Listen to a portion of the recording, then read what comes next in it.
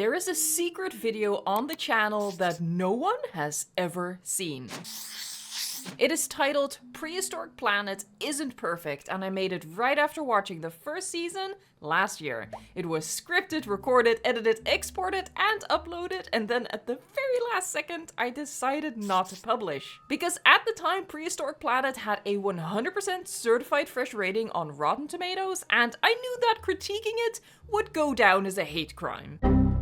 But now we've had the second season, and again, I don't think it's perfect, and this time I am gonna put that out there. Maybe.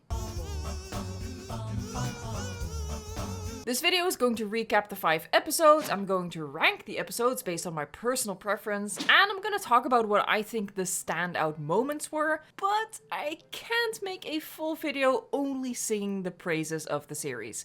I don't think that's particularly interesting, and nobody needs convincing that the show is a must-watch for dinosaur fans.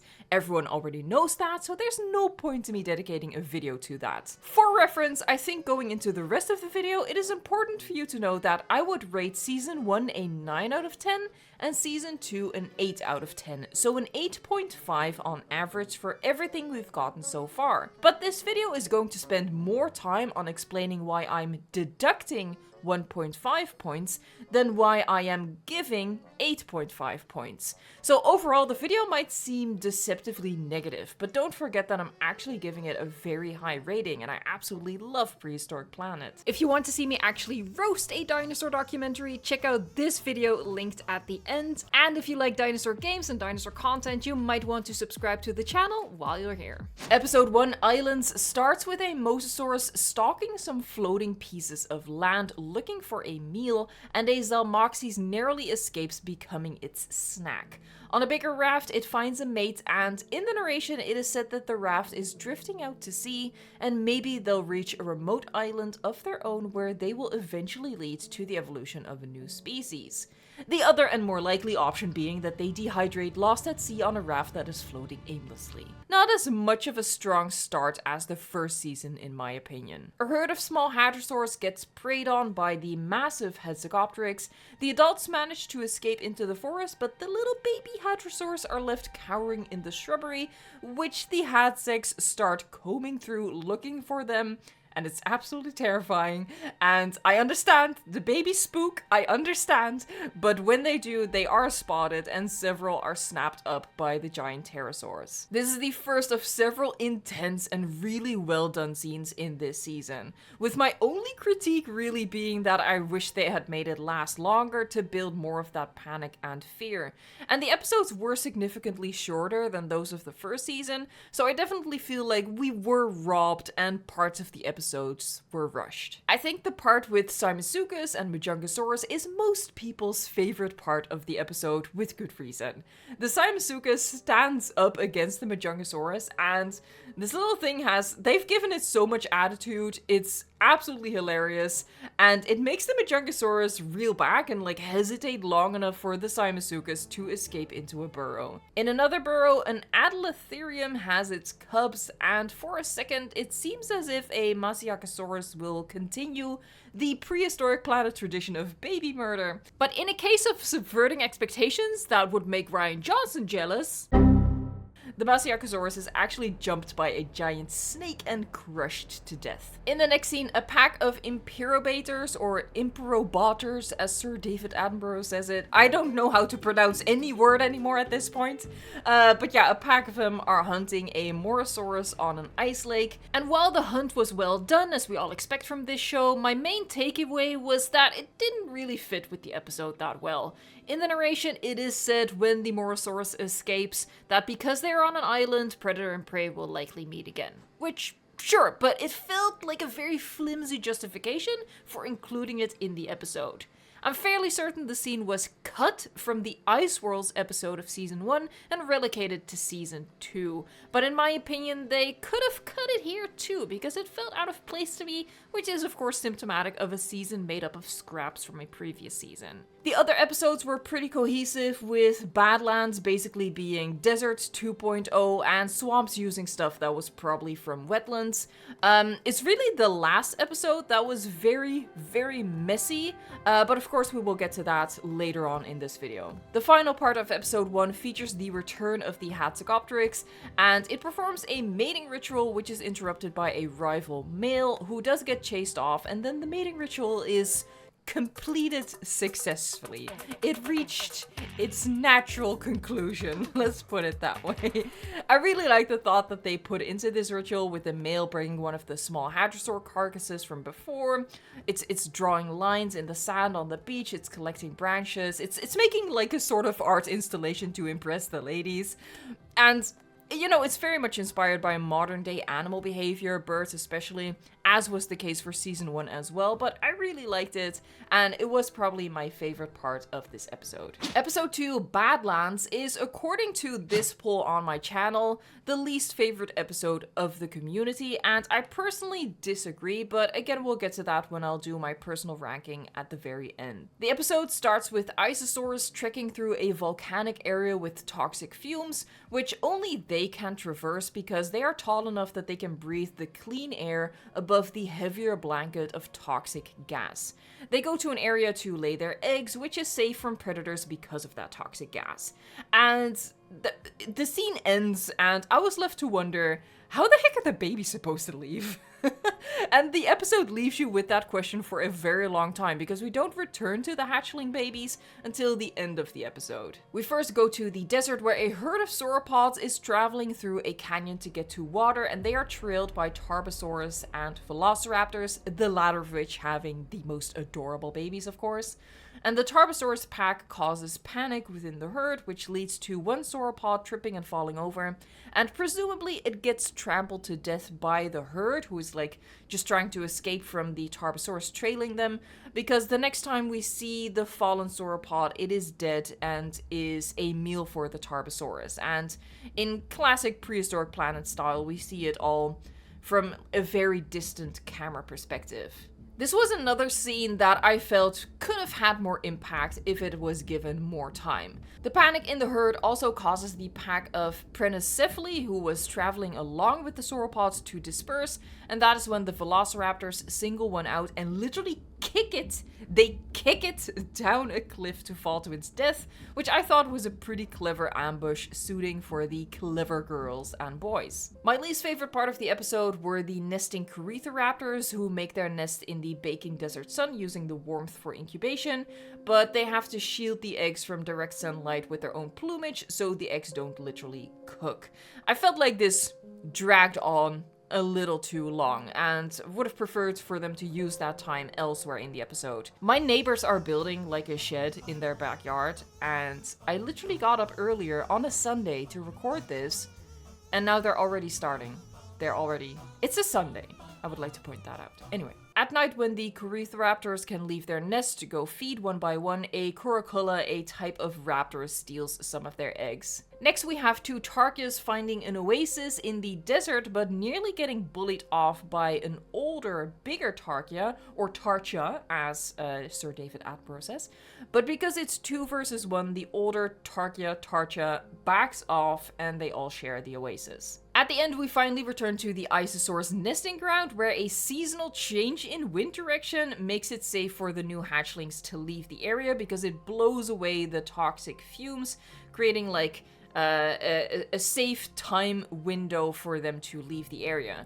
But right before they reach the forest, where they are set to grow bigger before joining the herd, a lot of the babies are picked off by Rajasaurus, who can now hunt there because the toxic fumes are being blown away by the seasonal wind. The baby Isosaurus were inexcusably cute, the Rajasaurus was amazing, and the Tarbosaurus and Velociraptor hunt, while short, felt pretty intense. So I understand why it was the favorite episode of, at the time of recording, 7% of people, but I also understand why that percentage wasn't higher. I found it a bit underwhelming. Episode 3, Swamps. I don't mind telling you right off the bat that this was my favorite episode. It was great from start to finish. And the start was so intense, with baby Astarkid hatchlings on a small island in a swamp, and then they have to fly to a bigger island where they can start to feed themselves. However, when the new flyers crash land in the water, or if they fly too low above the water, they are picked off by Shamusukas. And there were a couple of good jump scares in there, and I got pretty invested. It felt like watching an exciting action scene. And the episode did not disappoint from there on. We get a long portion of a juvenile oceraptor stealing fish from adult oceraptors who claim the best fishing spots. Then we go to Beelzebufo being an absolute star, trying to perform a mating ritual, but much to his chagrin, he's getting interrupted by Rapetosaurus looking for a mud bath.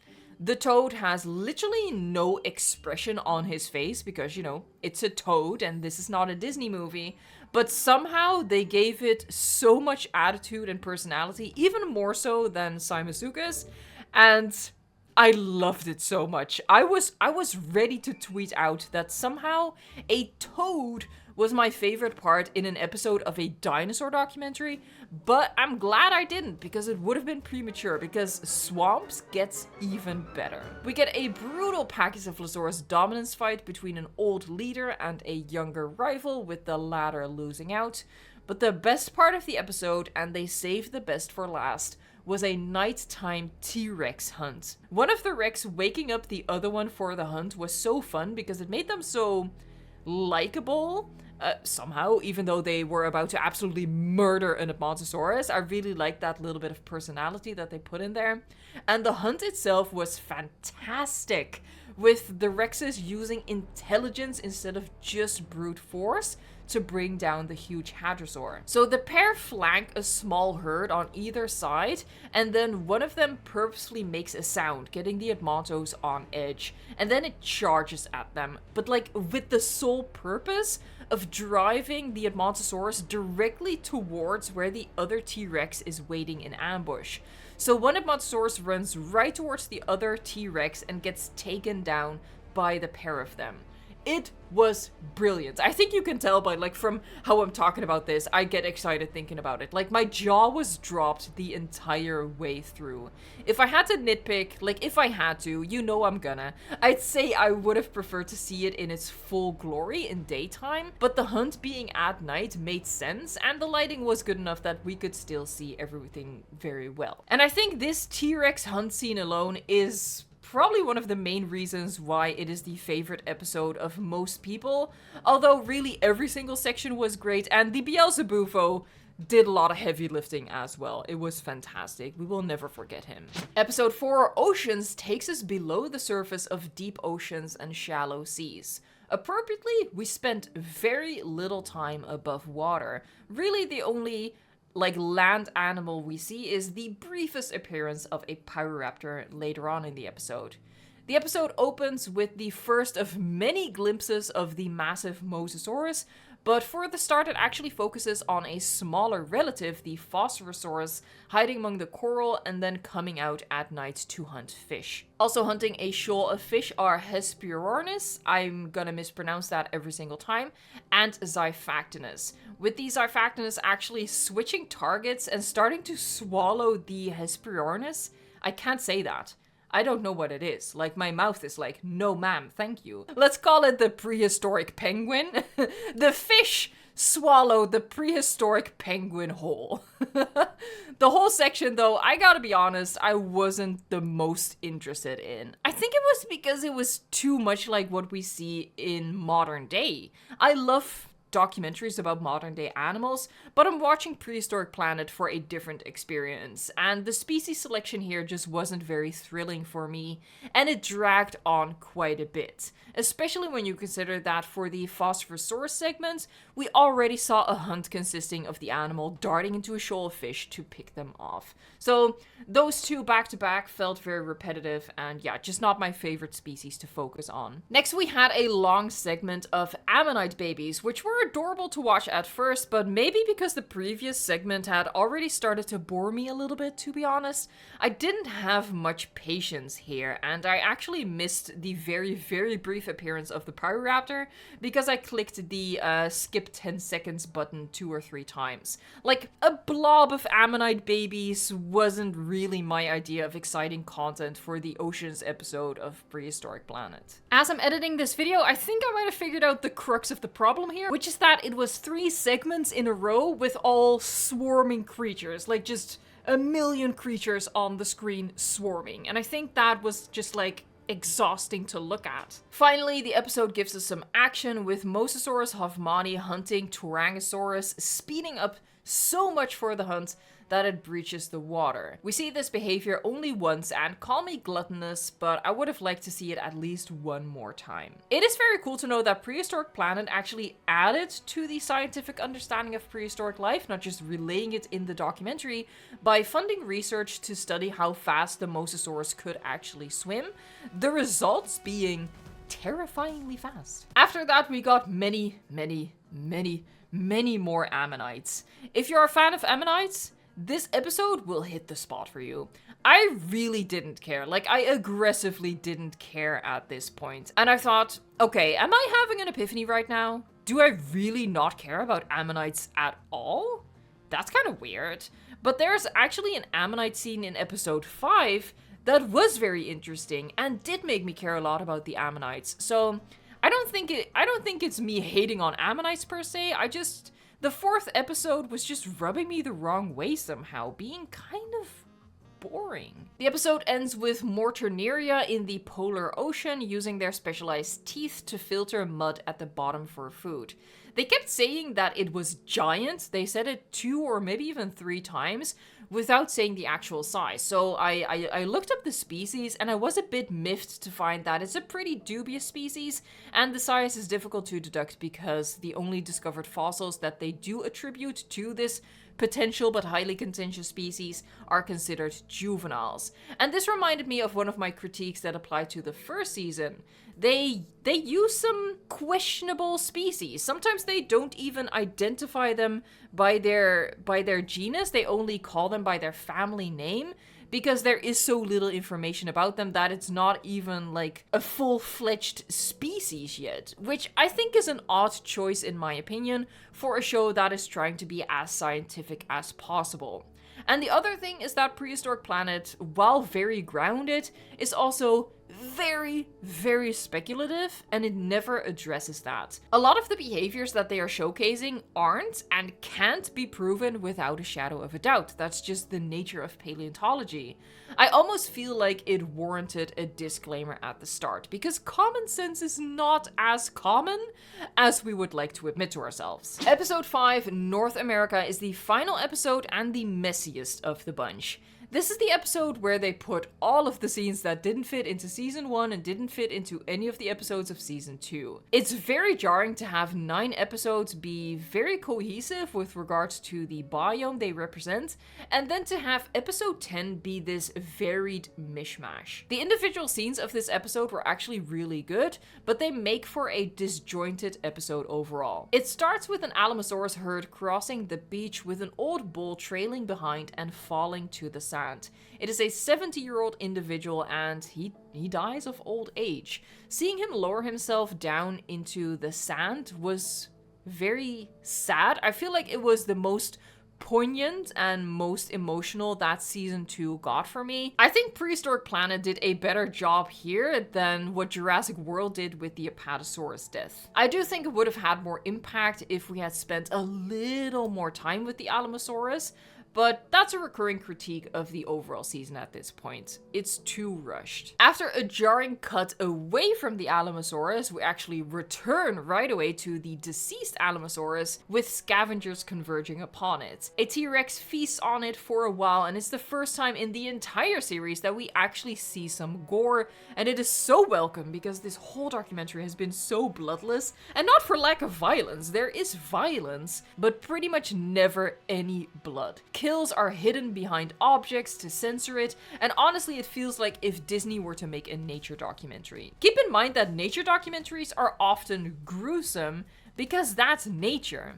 If a nature documentary shows a lion hunt, we see the lion get pretty aggressive with the buffalo, you know? And we see the pride, like, eating the buffalo afterwards. It's just nature. It's not, I don't get why it had to be censored, but apparently it did, except for this one time. So we finally see a Rex eating, like, a chunk of meat. We see blood, and it was great, but at the same time it highlighted how ridiculously kidified the rest of the show is, with a perfect example of that coming up later in this episode. The Rex is chased away by two Quetzalcoatlus.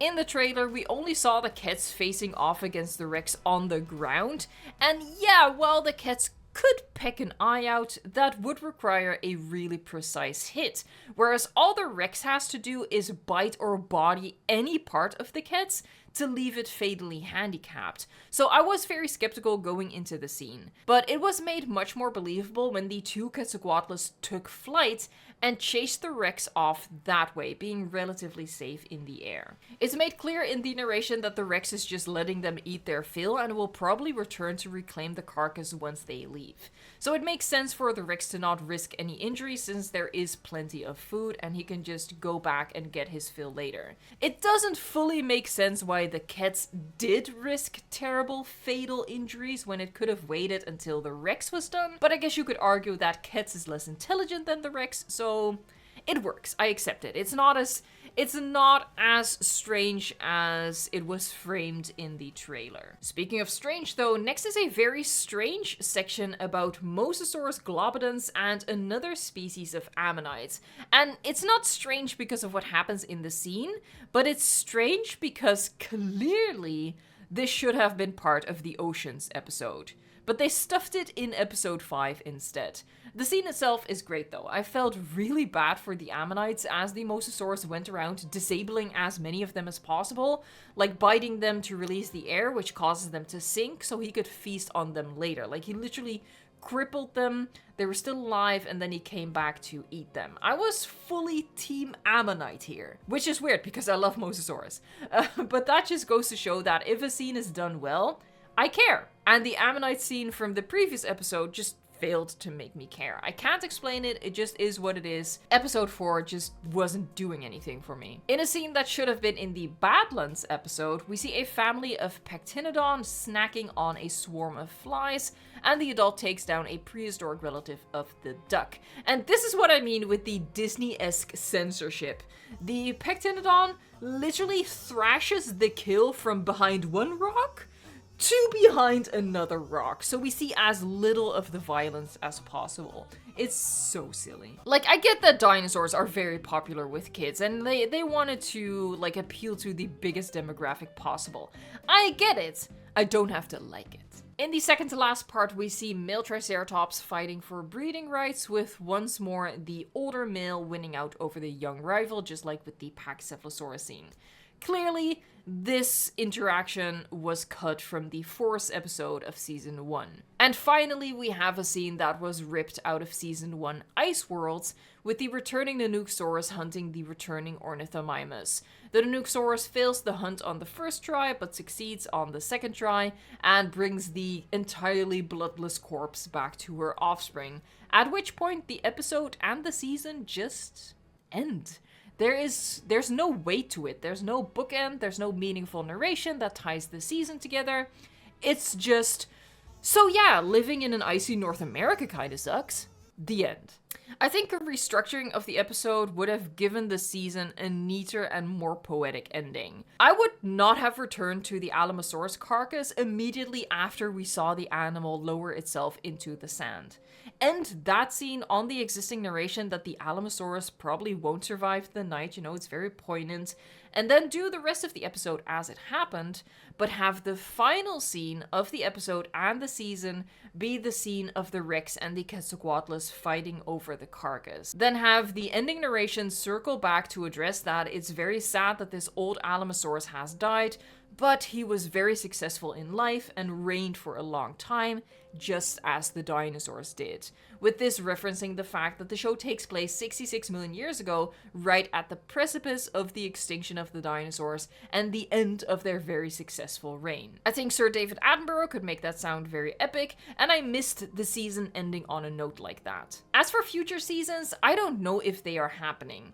It kind of feels like it was only ever supposed to be a one-off documentary, but when they realized that they had too much material, they split it into 2 seasons. I'm skeptic about a season 3 becoming a reality, honestly. Since they started with the Cretaceous, going backwards feels weird, and feels like it was not part of the plan. And not only do they focus on the Cretaceous, they specifically focus on the end of the Cretaceous period. So with that in mind, that it's probably the end of the series overall, the weak ending of this 2nd season is even worse in my opinion. It really needed that bow to tie it all together. If they are going to do a 3rd season, I would probably be the only person in the world not opposed to them revisiting the Cretaceous again. I know a lot of people want to see a different time period, and in an ideal world, Prehistoric Planet would have had 3 seasons. Triassic, Jurassic, Cretaceous, in that order. But they didn't go that route. Going backwards would be weird to me, honestly, but more than anything, during this 2nd season, I've come to realize that I don't mind at all spending more time with the same species. A lot of people, I feel, just want to see as many different species as possible. I prefer a smaller selection of animals that we spend more time with, seeing more behaviors from that specific species. For example, if season 2 hadn't revisited the T-Rex, all season 1 had given us was swimming and parenting, standing over a dead body, kinda, uneventful, and doing a mating ritual. Season 2 finally gave us a Rex hunt, a beautiful Rex hunt, and we saw it fighting over a carcass. So it really diversified the representation of the T-Rex. If there is a 3rd season, I'd be on board with revisiting something like the Carnotaurus, see the Carno hunt or nest, see him finally find love. I would want to see more of Rajasaurus, which in this season we only saw snack on some babies. All of that is to say that one of the main critiques that season 2 is facing from the community, the returning species and thus lack of variation in the species, is not one of my critiques.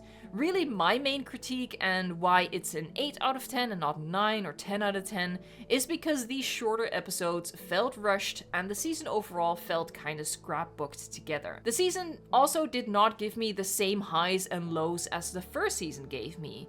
The horror of the baby Alcyone being picked off by Baradactylus was almost matched by Shemasuka's hunting the hatchling as Darkday, but not quite. The joy of seeing the Babylor Titan survive the onslaught of mosquitoes has no equal in season 2. And while Beelzebufo was wonderful, I don't think it's quite as good as the Carnotaurus dancing his heart out. A very personal critique is that the species selection was a bit of a hit or miss for me. The Hesperornis, Xiphactinus, the many ammonites, it's not the most thrilling to me. But to be honest, I never cared about Beelzebufo before either, until they made it an amazing part of the series. So really they could have made me like any species, they just didn't hit the mark for me with the ones that I mentioned. And a recent realization that I had is that I have no particular interest in rewatching season 1, nor do I now see myself rewatching season 2. Once you've seen it, you've seen it. And for me personally, it doesn't have a high rewatchability value, which something like Walking with Dinosaurs does have for me. And I can't really pinpoint why, but I think it's because both seasons of Prehistoric Planet lack a story element that we did get from Walking with Dinosaurs, but it's hard for me to quantify, honestly. I guess the only way I can sort of put it is that Walking with Dinosaurs was a show where the dinosaurs felt like characters, like the main cast, and you were attached to them. Whereas Prehistoric Planet makes the dinosaurs feel like guest appearances. Not in the sense that they weren't the main focus overall, but of the individual appearances, most don't get enough screen time to build any attachment to. After all of that, you might think I'm saying, I hate Prehistoric Planet. And I don't. I love it. 8 out of 10. Remember, that's a very good grade. It's not perfect, but I think it comes pretty damn close. Talking about both seasons here, it's currently the most impressive, most beautiful, most immersive, and most informative dinosaur media that we have. It was made with love and dedication and a lot of money, and it shows. The quality is top notch. David Attenborough is a legend, Sir David Attenborough is a legend, and the series is just a joy to watch, and I loved waking up every day and watching the new episode being the first thing I did in the mornings. If you haven't watched it yet, I highly recommend that you do check it out. It is definitely worth getting just a 1-month subscription to Apple TV+, especially considering that you of course get access to season 1 and all other content on that streaming platform as well. My personal ranking of the episodes of this season are Swamps at number 1, then Islands, North America, Badlands, and in last place, Oceans, surprisingly. If you've watched Prehistoric Planet Season 2, let me know in a comment down below what your ranking of the episodes was. Thank you so much for watching, liking, subscribing, and until next time, enjoy Prehistoric Planet.